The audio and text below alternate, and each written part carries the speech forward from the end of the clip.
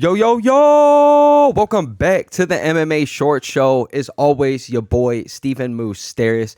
And, bear with me. I wanted to get this video up a couple days ago, but, if I had to share anything about myself, I've been pretty lucky recently in life. I just started my own pressure washing company a couple weeks ago, and it's actually taking off way quicker than I expected. I've been really, really busy making some good money. Knock on wood, we are out here trying. I've been raising a puppy the last month, which is always beautiful. And, more excitingly, the next 4 days, I'm going to be on a business trip in New York City in the middle of Times Square for 4 days, just having a beautiful time. And man, what more can you ask for in life? So please bear with me. I'm trying to get these videos up, which I'm planning on getting a bunch up. But after watching the last few Islam Makhachev fights, more so the first Volk fight and this last Dustin Poirier fight, I always hear it all the time, man. Oh, this man Islam Makhachev, he's the next big thing. He's more well-rounded than Khabib. Oh, he might be the greatest fighter that's ever come out of Dagestan. All these things that I hear all the time that you guys hear, that's the most hyped up thing ever. But I can't help it. After watching these last few fights and these few performances, there is a blueprint out there where, every fighter can get knocked out with one lucky punch or whatever. We know this, but when it comes to an actual blueprint of beating this man Islam, I feel like it's out there. This man gets a little more tired. He's not quite as dominant in grappling as Khabib was. Yes, his striking is amazing and he's going to give everybody problems, but I can't help but just realize and finally, it's hindsight's always 2020, but you got to give Khabib his flowers, man. This man really was the most dominant guy we've ever seen at 155 and maybe one of the top 5 most dominant fighters that has ever lived, ever, in fighting. I mean, when it comes to true dominant fighters, the only ones that come to mind for me personally, John Jones in his prime, Mighty Mouse Johnson in his prime, and of course Khabib in his prime. And I know Khabib's got the people out there that, are going to be like, oh, what about his, his opponents, man? What about the difficulty of his opponents? What about GSP's run? What about Anderson Silva's run? There comes a moment with all of these guys. Anderson Silva, GSP, we have watched these guys get beat. We have watched these guys get, taken to the absolute brink. We've watched them fight a little too long. We had things against them. And then with GSP, Anderson Silva, Kamaru Usman, Izzy, most really good fighters and really good champions, they get caught up in the whole ooh, let me go out here and just, grind out for the 5-round wins. Let me grind out. Let me not really put myself out there. And I think that's what makes John Jones so amazing is how many champions did that man finish in a row? 7, 8, 9. It was just destroying every champion and not only destroying them, finishing them. And then with Mighty Mouse Johnson, as amazing as that man was, the greatest thing about him is, yes, he would get some late finishes, but right when he's got a win, he's up 4-0 on his way to a 5-0 win. And when it comes to rounds, 5 rounds to nothing win, you're sitting there like, oh man, it's already in the bag. He could sit here and just lay on this guy or just, run around for the rest of the round. Look what he did to Ray Borg. The belly to back suplex, gets it up in the air, transitions to the armbar. It's one of the most beautiful things ever. This man was an absolute killer.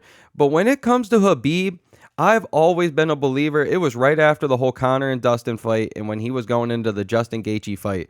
I really, really firmly believe that this man might be probably the prime guy to ever have a chance to running multiple divisions if they would have given him the chance. And I always called this the Khabib Tour. It was one of my favorite things ever, but this was right before his dad dies and everything, transpires after that.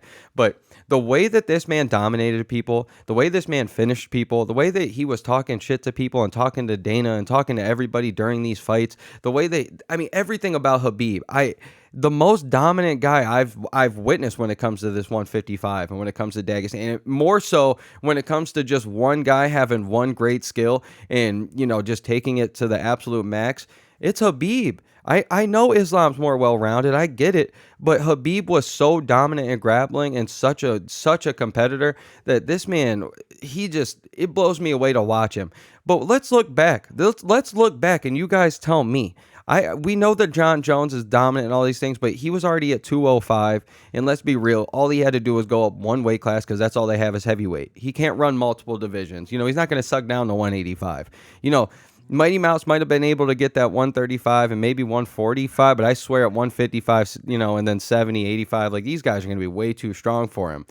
But you guys know the tales out there. We hear about all the time, Daniel Cormier, Luke Rockhold, Cain Velasquez even. These guys talking about Khabib, taking him to the absolute max and beating the crap out of him when it came to grappling and just grinding him out in training camp. Man, this man is a no joke. And let's look at it. I think his hardest, when at the time you had Kamaru Usman at the 170 champion, you had Izzy at 185, you had Jan Blachowicz at 205, and then it was either Stipe or it was Francis Ngannou at heavyweight, which you can take your pick, really take your pick. But I was always under the belief that if probably the hardest person for him to fight would have been Usman, just for how good Usman is with his grappling. But if Khabib can go out there and get past somebody like Kamaru Usman, which would have been the toughest test out of all these guys, you're telling me right now at 185, he wouldn't have taken out Izzy if he could have just avoided the kicks and avoided the range and would have got in there and just dove at ankles the entire night. I'm telling you, as soon as he got is somebody like Izzy down, it's over with. Khabib is way too good, and you guys might hate it. Yeah, there is a chance Izzy catches him with a knee or a up kick or something, or uppercut, some crazy thing, and while he's coming in. But let's be honest, man. Like Izzy at that time, Izzy was starting to slow down a little bit, was starting to be, booed, starting to have the Jared Cannonier fight, the Yoel Romero fights. He was starting to kind of drift away through these fights, and you saw it with the Jan Blachowicz fight. When Jan got him down, he was a fish out of water. So you're telling me Khabib couldn't have got that back, couldn't got the transition, or just could have just dominated him for 5 rounds? Like, that might have been one of his easier fights. And then let's move up. Let's move up to 205. Jan Blachowicz, you guys remember what happened to Glover Teixeira and him? This man gassed out in the second round and got as soon that was the easiest takedown I've ever seen ever. Glover, it was effortless, and the man barely got the choke in, and this man was already quitting. You're telling me that I get it, legendary Polish power, I get it. Sure, he probably could knock out Khabib. But you're telling me Khabib ain't diving at the ankles all night, and as soon as he gets him down, I know Glover's amazing. Glover's got some of the greatest jiu-jitsu that we've ever witnessed, especially at 205 and whatnot. But Khabib, let's be honest, Khabib's got better grappling and better wrestling than this man, good old Glover Teixeira. And I don't care. It might not have been the first or second round like we saw Glover do it, because he didn't have, Glover was rocking this man Jan, to be fair. But you're telling me by that 3rd, 4th, 5th round, if Khabib's just relentless with takedowns, so that man Jan's not gassing like we witnessed him against Alex Pereira, like we've witnessed him his last, I don't know how many fights with Ankalaev, all these fights, Khabib's getting that back, baby. Khabib's choking you out, baby, and he's the 205 champion. If he got it, he's the 155, 170, 185, 205. And then let's go all the way up to heavyweight when John Jones is out. John Jones isn't even in the picture yet. You're telling me right now, this man, I think Stipe would probably be the harder one, but you're telling me right now he wouldn't dive at Francis Ngannou's ankles the entire night to avoid that? Like, I'm talking, he's on all fours all night, so Francis can't even really get anything comfortable. Kind of like when we saw John Jones come out and crawl against Rampage and type stuff, or you see it with Aljo, does it all the time, stays down there, it's real awkward. You're telling me Khabib doesn't grab that ankle and just keeps driving and somehow gets to Francis? You're telling me if Khabib gets Francis Ngannou on the ground, you're telling me Khabib's not winning that fight? Realistically, don't get me wrong. I know Francis is super strong. If he lands one little punch on you, it's done with. But even with Stipe, Stipe probably, if he hits Khabib one time, it could be over. But I'm telling you, Stipe would probably start getting gassed there in that 3rd, 4th, 5th round. Especially Francis, maybe 3rd, 4th, 5th round. We've seen him gas, man. So I'm just telling you guys, how far do you think Khabib would have made it? Because he's the only champion I could think of right now. GSP, sure, he could have maybe went up, but he was already at 170. If he would have went up to Anderson Silva, I always was a firm believer that Silva would have got it done. He was too good with range, especially in their prime. If they would have fought, I think Silva would have got the knockout. But, GSP, any other 185er, I wouldn't have been shocked at the time. We saw him go up and beat Bisping, which isn't one of the greatest fighters ever, but it was a perfect time and match for him. But I think 205, it gets difficult. 225 and plus a heavyweight, I think it gets difficult for somebody like GSP who likes to strike a little bit more. But, you guys let me know. How far could this man Khabib really get in the Khabib Tour and everything? Would it even have worked out?